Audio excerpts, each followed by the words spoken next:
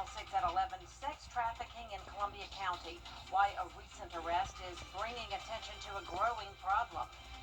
And a Columbia County leader setting the record straight on the status of a proposed data center. As your news at 11 starts now. Live from Television Park, this is WJBF News Channel 6 at 11.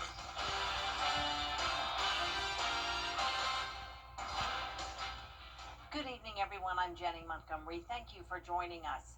Coverage you can count on begins with an Augusta woman behind bars for allegedly trafficking a teenager. This most recent case adds to concerns from local leaders about the growing problem of human sex trafficking. Graham Lee spoke with local agencies working to address the issue. Monica Daugherty is behind bars after she reportedly trafficked a 16-year-old girl from Clayton County who's been missing for 2 months. The sex trafficking issue is drawing attention from Augusta Commissioner Don Clark, claiming at Tuesday's meeting that Richmond County leads the state in sex trafficking cases. Some years ago, Augusta was number 2 in the state when it comes to sex trafficking. Atlanta was number 1.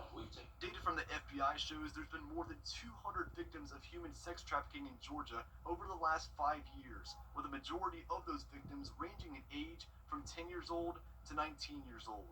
Kate Crockett is the director for the Child Advocacy Center at Child Enrichment. These are typically people they know. Maybe they're recruited by other youth. That often happens too. And so they're like, hey, do you want to escape this life? I know a way for you to make money. But then once they're in it, they can't leave it because of that threat of violence. And there really is no one to protect them if they leave it. Crockett says many victims are children running away from home, trying to find an outlet. One of the places transactions happen the most are hotels. The same place Daugherty was arrested Wednesday. Normally it is just like down the street. We have a lot of kids who are then like in hotels. So a lot of the hotels that we have around our area, these things happen within those hotels too.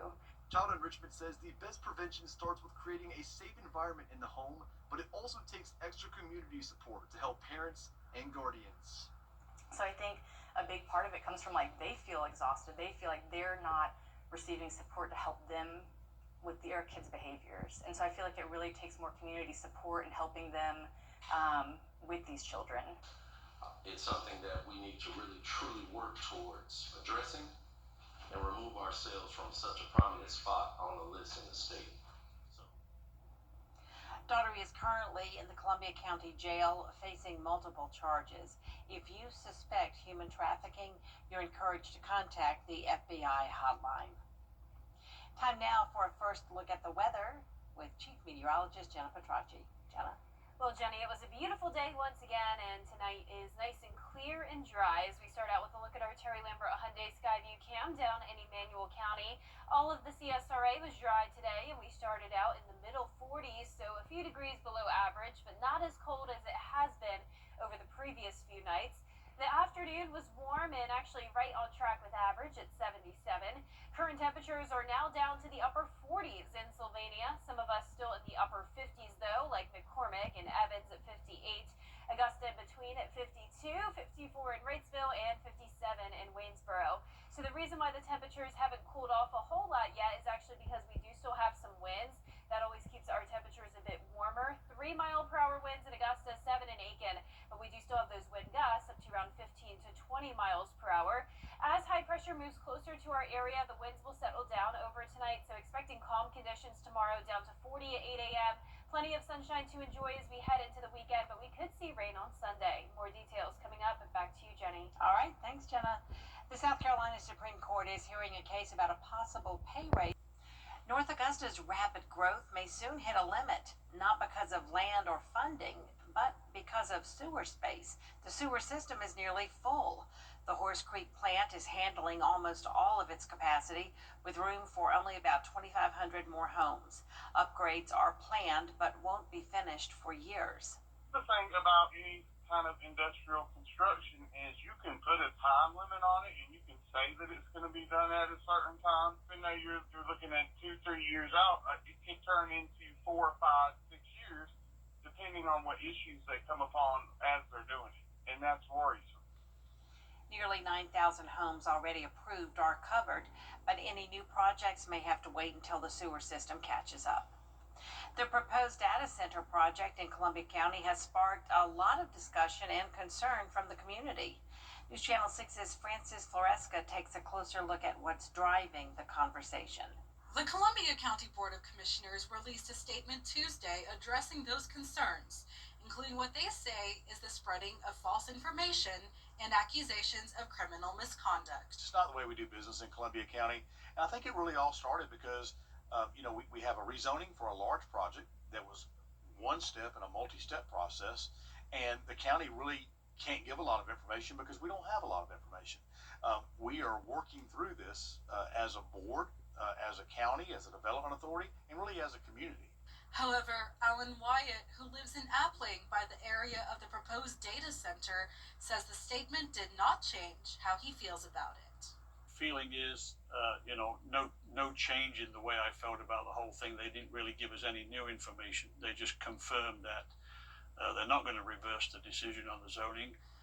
And he believes the peace and quiet he moved here for will be replaced with noise and traffic. Oh, we're fortunate to be retired, and we're retired out here, and we've been out here a long time. We came out here because of the peace and quiet and the tranquility and the peace that brings.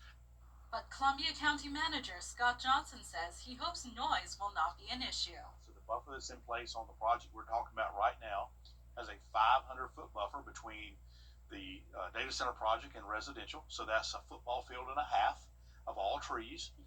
We're talking about noise ordinances, putting a noise ordinance in place to say that it can't exceed 70 decibels. County leaders say the project remains in the planning phase and is far from a done deal. In Columbia County, Francis Floresca, WJBF News Channel 6. You can read the full statement from Commission Chair Doug Duncan on our website, wjbf.com. A potential major development downtown is facing a delay. Developers have eyes on the old depot property for possible new housing and shops. Soil testing was to end this month, but commissioners have allowed it to go on until December. Now, some are asking why more testing is needed when the city spent $2 million nearly 20 years ago removing contaminated soil from the site for another project. Still trying to put our hands on those records, but to make sure everyone's covered, doing that phase 2, just to check all the boxes and make sure there's no surprises. But yeah, I've heard the same story you have. You were obviously here, I wasn't, but city did the cleanup, so we expect to have no issues, just doing the studies to make sure that is the case. Ray says the cost of the continuing testing is being paid by the developers. It's almost that time of year again when the Salvation Army Red Kettle Bell Ringers are out collecting donations. The organization is now looking for volunteers and also hiring bell ringers. The Salvation Army hires about 70 bell ringers each year to make sure they can fill every available shift. The organization has hired bell ringers for a while, especially when volunteers aren't signing up for shifts. We have been doing it for a few years now, especially during COVID. A lot of people were social distancing and isolating, and we really relied heavily on paid bell ringers to kind of help us during that season. And also, we did a lot of virtual fundraising during that time of year. The Red Kettle campaign starts November 1st. The Salvation Army is still looking for both volunteers and hired bell ringers. The next hiring event will be next Wednesday, October 29th at 11 a.m. at the Kroc Center. A local nonprofit is teaming up with the Salvation Army to help women in need. Purses Filled with Passion gives handbags filled with hygiene products to women staying at the Center of Hope Homeless Shelter. The founder, Deborah Brooks, created the organization in 2019 to remind women who may be struggling or making a major life change that they haven't been forgotten.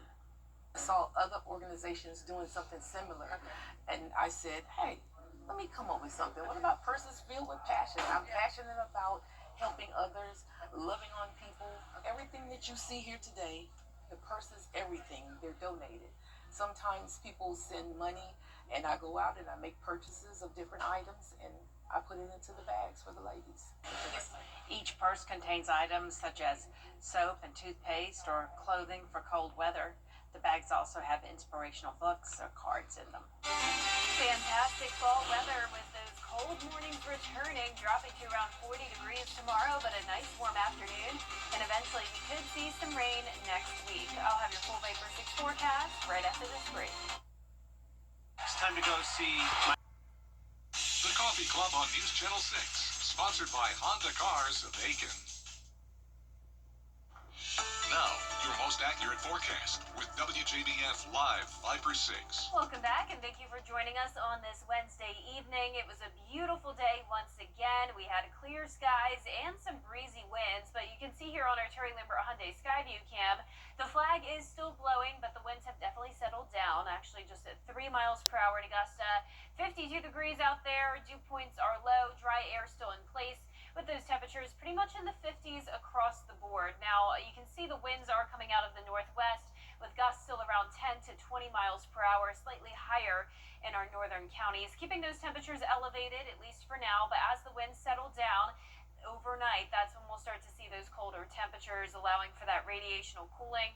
Satellite and radar not showing anything going on, though, across the southeast as high pressure moves overhead and that cold front moves off the coast. So for your Thursday morning, bundle up again, 41 degrees. Then we'll climb into the mid-70s throughout the day. Low temperatures will continue to stay in the 40s over the next 7 days to come. And high temperatures will stay in the 70s for now, but then check this out. We are dropping to the 60s, and not just for 1 day or 2 days, but maybe even up to 4 or 5 days. It is going to be a pretty significant cool down headed our way next week. But in the meantime, tomorrow, 6 a.m., clear skies with high pressure right overhead. Once again, as that high gets closer, the winds will start to calm down. We're going to keep it completely clear as we go into Friday, but we will have this low pressure system developing to our southwest. This is going to bring us a warm front followed by a cold front between the time period of Sunday through next Thursday. Now, it's still very uncertain how much rain we'll see, but we do know that we'll see increasing clouds on Saturday, eventually leading to a 20% chance of rain on Sunday, up to a 40% on Monday, and then keeping that rain chance through Thursday leading up to Halloween. We're also watching the tropics as we are still about a month left of hurricane season. We had Tropical Storm Melissa.